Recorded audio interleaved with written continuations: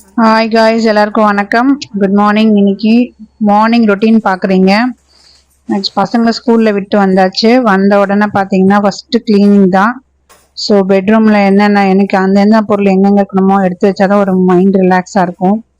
So அதெல்லாமே set பண்ணிவிட்டு, so இருக்கிற பசங்க பார்த்தீங்கன்னா எல்லாத்தையும் தூக்கி அங்கங்கே போட்டுடுவாங்க. ஸோ எடுத்து எல்லாத்தையும் நம்ம கரெக்டாக அரேஞ்ச் பண்ணாதான் அது நமக்கு ஒரு கம்ஃபர்டபுளாக இருக்கும். நினைப்பீங்க ஜென்ஸ் எல்லாம் என்னடா இப்போ பசங்க ஸ்கூல்ல விட்டு இவளுக்கு என்ன ஜாலியா இருப்பான்னு. அந்த மாதிரி இல்லை. எல்லார் வீட்லயும் லேடிஸுங்க இந்த மாதிரி தான் இருப்பாங்க மோஸ்ட்லி பார்த்தீங்கன்னா. அப்புறம் ஹாலுக்கு வந்து பசங்க அங்கங்கே சொப்பு புக்ஸு எல்லாமே இஷ்டத்துக்கு இருக்கும்.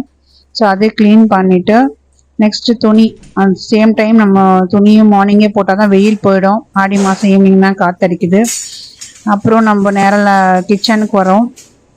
கிச்சனில் பார்த்தீங்கன்னா பாத்திரம் வளர்க்கின பாத்திரத்தெல்லாம் முதல்ல அடுக்கி வைக்கணும். அடுக்கி வச்சுட்டு தான் நம்ம சமையல் ஸ்டார்ட் பண்ண முடியும்.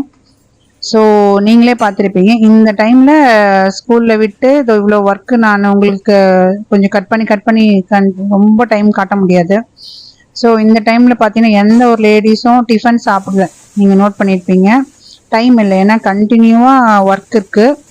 ஸோ அதனால் அவங்களுக்கு அந்த பசி சாப்பிட்ணுன்ற அந்த டைம் இல்லை. மெயினாக டைம் இல்லை. அடுத்து என்ன பண்ண பசங்க ஸ்கூல்லேருந்து வருவாங்க, அது மட்டும் தான் மைண்டில் ஓடிட்டுருக்கோம். ஸோ நீங்கள் நினைக்கிற மாதிரி ஹவுஸ் ஒய்ஃப்னால் அப்படியே சும்மா ஜாலியாக இருக்கிறது இல்லை. அவங்களுக்கும் நிறைய இந்த மாதிரி ஒரு ரெஸ்ட்லெஸ்ட் ஒரு ஃப்ரீ டைம் இல்லாத மாதிரி தான் இருப்பாங்க. நீங்கள் இதெல்லாம் வந்து ஒரு வீடியோவாக எடுத்து போடணும்னா எவ்வளோ வீடியோஸ் போடலாம். அவங்களுக்கு இருக்கிற அந்த கஷ்டம். ஸோ என்ன சமையல் பண்ணுறது அப்படின்றது பெரிய ஒரு டார்கெட்டு. ஸோ சிம்பிளாக நம்ம இன்றைக்கி என்னென்னா பொடலங்காய் கூட்டு பண்ணலாம், ஏதோ ஒன்று ஹெல்த்தியாக சாப்பிட்லான்னு கேட்டிருந்தீங்க நிறைய பேர். கொஞ்சம் குயிக்காக பண்ணுற மாதிரி ஃபுட்டு வீடியோஸ் போடுங்கன்னு. ஸோ அவங்களுக்காக அந்த அன்பார்ந்த நண்பர்களுக்காக இந்த இது போடுறேன் நான். ஸோ பொடலங்காய் கூட்டுக்கு ஃபஸ்ட்டு பூண்டு கொஞ்சம் உரித்து அதை நசுக்கி வச்சிடறேன். எங்கள் வீட்டில் திங்ஸ் எல்லாம் கீழே இருக்கேன்னு ஏன் நினைக்கிறீங்க? இது வாடகை வீடு. அங்கே எங்கேயுமே ஆணி அடிக்கக்கூடாதுன்னு ஸ்ட்ரிக்டாக ஹவுஸ் ஓனர் சொல்லிட்டாங்க. ஸ்டாண்ட் எதுவும் பாருங்கள். இப்போ தான் டைம் கிடச்சிது, ஞாபகம் வந்தது. எடுத்து 2 வாயில் கொஞ்சம் காலையில் பாசி பயிர் முளை கட்டினேன். 2 நாள் முளை கட்டினேன். பசங்களுக்கு அதை கொடுத்தா ட்ரை பண்ணலாம். நானும் சின்ன வயசுலேருந்து எல்லாம் சாப்பிட்டதில்லை. ஸோ அவங்களாவது சாப்பிட்டு பழகணும்னு இது பண்ணேன். இப்போ வந்து பார்த்தீங்கன்னா வெங்காயம் தக்காளி எல்லாம் கட் பண்ணிக்கணும். ஒரு கொஞ்சம் பேர் ஒரு 3 பேர் சாப்பிட்றதா இருந்தால் ஒரு 2 வெங்காயம், ஒரு 3 தக்காளி, கொஞ்சம் பூண்டு நசுக்கந்து, கொஞ்சம் கருவேப்பிலை. இந்த தக்காளியில் கொஞ்சம் கனமாக ஒன்று இருக்கும், அதை எடுத்துருங்க. அதில் தான் கிட்னி ஸ்டோன் உருவாகுது. கொஞ்சம் இஞ்சியும் போட்டுக்கலாம். நெக்ஸ்ட்டு பார்த்தீங்கன்னா கொஞ்சம் அந்த வெங்காயம் தக்காளி கொஞ்சம் எங்கள் அம்மா அப்படி தான் செய்வாங்க. சில பேர் அப்படியே வதக்காமே மொத்தமாக போட்டு இறக்கிடுவாங்க. வதக்கி போட்டிங்கன்னா அந்த டேஸ்ட்டு ரொம்ப நல்லாயிருக்கும்.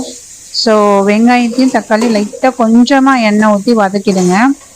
வதக்கிட்டு இப்போ போட்டிங்கன்னா ரொம்ப டேஸ்டியாக இருக்கும். ஸோ அதான் மக்களே, நான் என்ன சொல்கிறேன்னா, இப்போது நீங்கள் சமைக்கிறது அப்படின்றது ரொம்ப ஒரு அழகான ஒரு இது. இந்த புடலங்காய் பார்த்தீங்கன்னா மேலே அந்த ஒரு இது சுண்ணாம்பு மாதிரி இருக்கும். அதை நம்ம இப்படி சுரண்டி எடுத்துக்கணும். இது பேச்சுலர் பார்த்துக்கோங்க, ரொம்ப ஈஸியானது தான் இது. இது பண்ணிட்டு இது அமுக்கி பார்க்க புடலங்காய் பிஞ்சி புடலங்காவா இருக்கு அப்படின்றது அமுக்கி பார்க்கணும். இது நான் கடைக்காரர் தான் சொன்னார், எனக்கும் தெரியாது. அதுலக்கு அந்த விதையெல்லாம் இப்படி நீங்கள் கட் பண்ணி ஃபஸ்ட்டு எடுத்துடணும். எடுத்துட்டு நீங்கள் அதை நீட்டாக கட் பண்ணிவிட்டு பொடியாக கட் பண்ணிக்கலாம். நான் அரியாமனையில் தான் அறிவேன். எனக்கும் கத்தி இப்போ தான் ப்ராக்டிஸ் பண்ணுறேன். அந்தளவுக்கு கட்டிங் வராது. ஸோ சர்ஜரினால உட்காந்து என்னால் கட் பண்ண முடியல. ஸோ இப்போ கத்தி கொஞ்சம் கொஞ்சமாக பழகிட்டு வரேன். ஓரளவுக்கு ஏதாவது இருந்தால் மன்னிச்சுக்கோங்க. ஸோ குக்கரில் நம்ம இந்த சிறுபருப்பு கொஞ்சம், நான் சிறுபருப்பு தான் போடுவேன், அப்போ தான் டேஸ்ட்டாக இருக்கும். உடம்புக்கும் நல்லது சிறுபருப்பு. அந்தளவுக்கு உங்களுக்கு கேஸ் ட்ரபிள் ஆகாது சிறுபருப்பு, துவரம்பருப்பை விட. சிறுபருப்பு கொஞ்சம் நீங்கள் புடலங்காவையும் அரிஞ்சு போட்டுட்டீங்க. அந்த வதக்கின அந்த வெங்காயம் தக்காளியும் அதில் போட்டுருங்க. போட்டுட்டு மஞ்சத்தூள், கொஞ்சம் மஞ்சத்தூள் போட்டுக்கோங்க. 1 ஸ்பூன் மிளகாத்தூள் போட்டுக்கோங்க. கொஞ்சம் தேவையான அளவு உப்பு. ஸோ இதை போட்டுக்கோங்க. தண்ணி உங்களுக்கு எவ்வளோ வேணுமோ. இப்போது திட்டமாக உங்களுக்கு அந்த காய்க்கு மேலே கொஞ்சம் தண்ணி வந்தால் போதும். ரொம்ப தண்ணி ஊற்றாதீங்க, அந்த ருசி இருக்காது. ஸோ மஞ்சத்தூள் கொஞ்சம் மிளகாத்தூள் உங்களுக்கு காரம் அதிகமாக சாப்பிட்றாங்கன்னா காரம் அதிகமாக போட்டுக்கோங்க. எங்கள் வீட்டில் கொஞ்சம் காரம் கம்மி தான் பசங்க. ஏன்னா நம்ம மிளகா வேற தாளிக்கும் போது போடுவோம் காஞ்ச மிளகா. ஸோ அதனால் காரம் பார்த்துக்கோங்க. உப்பு கொஞ்சம் கல் உப்பு போட்டுக்கோங்க. முடிஞ்ச அளவுக்கு சால்ட் உப்பு அவாய்ட் பண்ணுங்கள். கல் உப்பு சேர்த்துக்கோங்க. போட்டுட்டு குக்கரில் இது பண்ணிவிட்டு நல்லா மிக்ஸ் பண்ணிவிட்டு மூடி வச்சுருங்க. ஃபஸ்ட்டு விசில் அப்படியே நீங்கள் குக்கரில் அப்படியே எப்போவுமே விசில் போட்டுறக்கூடாது. அந்த மூடி கொண்டா தண்ணியில் இது பண்ணிவிட்டு அது போட்டு நீங்கள் நல்லா அந்த மேலே அந்த காற்று மேலே வந்த பிறகு தான் நீங்கள் விசில் போடணும். விசில் போடாமல் சிம்மில் வச்சிடணும். ஹை ஃப்ளேமில் பண்ணக்கூடாது. இது வந்து குக்கர் சர்வீஸ் பண்ணுறவங்க சொன்னாங்க. விசில் போட்ட பிறகு நம்ம சிம்மில் வச்சிடணும். அப்படியே அந்த சேம் டைம் நான் சாதமும் அரிசி கொஞ்சம் ஊற வச்சுருந்தேன், அதையும் போட்டுடுறேன். ஏன்னா அப்போ தான் கொஞ்சம் கரெக்டாக இருக்கும். ரெண்டும் கரெக்டாக முடியும். பசங்க ஸ்கூல் பிக்கப் பண்ணணும். ஸோ அதுக்குள்ளே ரெடி ஆகிடும். இதுக்கு சைட் டிஷ் பார்த்தீங்கன்னா பாருங்கள், அப்போ எனக்கு மறந்துடுறதுனால அது கொஞ்சம் இது மாதிரி தான் எல்லா லேடிஸும் பார்த்தீங்கன்னா உட்காந்து சாப்பிட கூட அவங்களுக்கு டைம் இருக்காது. நின்றுட்டே சாப்பிட்டுட்டு அப்படியே சமையல் வேலையும் பார்க்கணும். பார்த்துங்க, எல்லா ஹஸ்பண்டும் இப்படி தான் உங்கள் வீட்டில் எல்லா ஒய்ஃபும் கஷ்டப்படுவாங்க.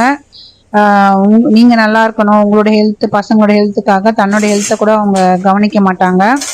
ஸோ ஹவுஸ் ஒய்ஃப்னு சொல்கிறது அசிங்கம் நினைக்காதீங்க. It's house maker. ஒரு குடும்பத்தை அவங்க தான் மேக் பண்ணுறாங்க, நல்லபடியாக கொண்டு போகிறாங்க. ஸோ அவங்கள நீங்கள் பாராட்டணும். எப்போவுமே நீங்கள் அவங்கள பாராட்டணும். அட்லீஸ்ட் சாப்பாடு நல்லா இருக்குது, ருசியாக இருக்குது, டேஸ்டியாக இருக்குன்னு ஒரு வார்த்தை சொன்னால் கூட அவங்க ரொம்ப ரொம்ப சந்தோஷப்படுவாங்க. ஸோ அந்த நான் அதே சேம் டைம் பார்த்தீங்கன்னா அவங்க அந்த கிச்சன் வேலை சமையல் வேலை முடிஞ்சோடனே பார்த்தீங்கன்னா சேம் டைம் க்ளீன் வேலையும் பண்ணிடுவாங்க கையோட. அதை அப்படியே போட்டு வைக்க மாட்டாங்க. அப்போ தான் வந்து ஏன்னா அதுக்கப்புறம் டைம் இருக்காது. பசங்க வந்துட்டாங்கன்னா அவங்கள கவனிக்கவே டைம் சரியாக இருக்கும். அட் த சேம் டைம் அதையும் க்ளீனாக பண்ணிடுவாங்க. எல்லார் வீட்லையும் 2 விசில் இருக்கும். எந்த விசில் போடுறதுன்னு ஒரு கன்ஃபியூஷன் இருக்கும். அதை மட்டும் பார்த்துக்கோங்க, மாற்றி போட்டுறாதீங்க. அப்புறம் விசில் வராது, ரொம்ப அப்புறம் அழிஞ்சு போயிடும். ஏன்னா எல்லார் வீட்லேயும் இந்த பிரச்சனை இருக்குது. நெக்ஸ்ட்டு பார்த்தீங்கன்னா ஸோ என்னால் முடிஞ்ச அளவுக்கு நான் வீடியோ போடுறேன். இந்த மாதிரி வீடியோ உங்களுக்கு பிடிச்சிருக்குன்னா கண்டிப்பாக கமெண்ட் பண்ணுங்கள், ஷேர் பண்ணுங்கள். மறக்காமல் என்னோடய சேனலை சப்ஸ்கிரைப் பண்ணுங்கள். வீடியோ எடுத்து இப்போ நான் உங்களுக்கு அது வேலையும் முடிச்சுட்டு தான் 3 விசில் போதும். 3 விசில் போட்டிங்கனாவே போதும். அதுக்கப்புறம் கடாயில் எண்ணெய் கொஞ்சம் ஊற்றி கடுகு, கொஞ்சம் உளுத்தம்பருப்பு, ஜீரகம் போட்டு காஞ்ச மிளகாய் கிள்ளி போட்டிருக்கேன், பூண்டு தட்டி போட்டது ப்ளஸ் கருவேப்பிலை எல்லாம் போட்டு கொஞ்சம் அந்த டப்பன்னு ஒரு பொரிக்கும் இல்லையா, அது வந்து முடிஞ்சோடனே நீங்கள் அந்த குக்கர்லேருந்து திறந்ததை அந்த இதுவை பருப்பும் போடலங்க, அந்த இதுவும் வெந்ததை அப்படியே போட்டு கொஞ்ச நேரம் அதை கொதிக்கணும். கொதிச்சாதான் அந்த இதோட ஃப்ளேவர், அந்த கருவேப்பிலை ஃப்ளேவர் எல்லாம் அதில் போய் மிக்ஸ் ஆகி உங்களுக்கு நல்லாயிருக்கும். கருவேப்பிலை சாப்பிட்லனா கூட இந்த மாதிரி போட்டு அதில் நீங்கள் பண்ணிங்கன்னா அதோட சாராவது இறங்கும். பசங்களுக்கு போய் சாப்பிட்றதுக்கு கொஞ்சம் ஹெல்த்தியாக நம்ம பண்ணுறோம். நம்ம அப்போ இதுக்கு சைட் டிஷ் வந்து அப்பளம். ஸோ அப்பளம் சூடாக அப்போ பொரிச்சுக்கலாம் விட்டேன். ஓகே மக்களே, பாய்.